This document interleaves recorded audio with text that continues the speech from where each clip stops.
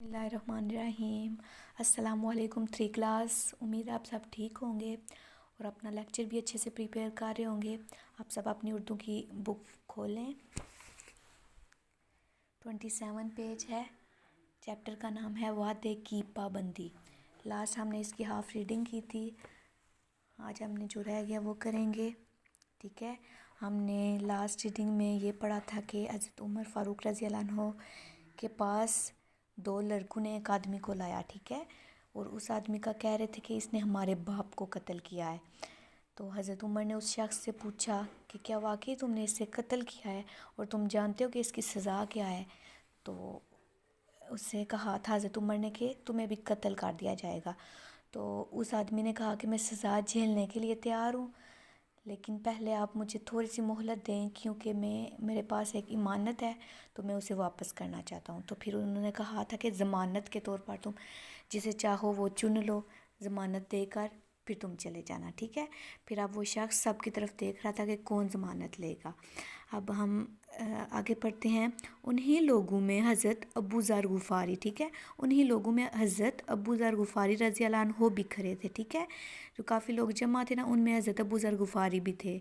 انہیں معلوم ہو گیا کہ یہ اجنبی شخص جھوٹ نہیں بول رہا، انہیں معلوم ہو گیا کہ یہ اجنبی شخص جھوٹ نہیں بول رہا، یہ واقعی واپس لوٹ آئے گا۔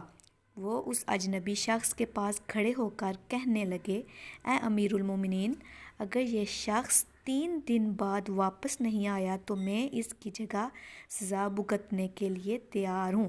ابو ذر غفاری نے اس کی ضمانت لے لی کہ اگر یہ شخص نہ آیا تو میں اس کی سزا جھیل لوں گا، کیونکہ انہیں یقین ہو گیا تھا کہ یہ شخص جھوٹ نہیں بول رہا۔ آگے ہے کہ حضرت عمر رضی اللہ عنہ نے اجنبی شخص کو جانے کی اجازت دے دی۔ سب لوگ حضرت ابو ذر غفاری پر حیران ہوئے اور کہنے لگے کہ آپ رضی اللہ عنہ کو ایک قاتل کی ضمانت نہیں دینی چاہیے تھی، ٹھیک ہے۔ سب لوگ حضرت ابو ذر غفاری پر حیران ہو گئے کہ ایک قاتل کی ضمانت انہیں نہیں دینی چاہیے تھی۔ نیکسٹ 28 پیج پہ آئیں۔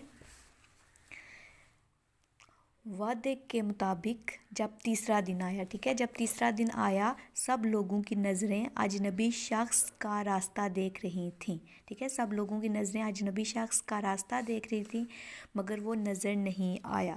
سب لوگ پریشان تھے کہ اب کیا ہوگا، ٹھیک ہے، سب لوگ پریشان تھے کہ اب کیا ہوگا، اگر وہ شخص نہ آیا تو اس کی جگہ ابو ذر غفاری کو قتل کر دیا جائے گا، ٹھیک ہے۔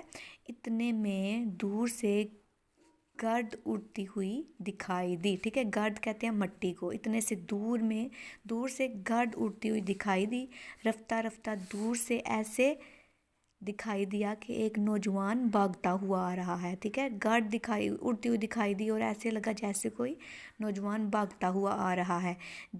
بہت جلد اجنبی شخص حضرت عمر رضی اللہ عنہ کی خدمت میں حاضر ہوا، ٹھیک ہے، وہی شخص تھا اور وہ واپس آ گیا تھا۔ حضرت عمر کی خدمت میں حاضر ہوا، اس کا سانس پھولا ہوا تھا، ٹھیک ہے، وہ بھاگ کے آیا اس وجہ سے اس کا سانس پھولا ہوا تھا۔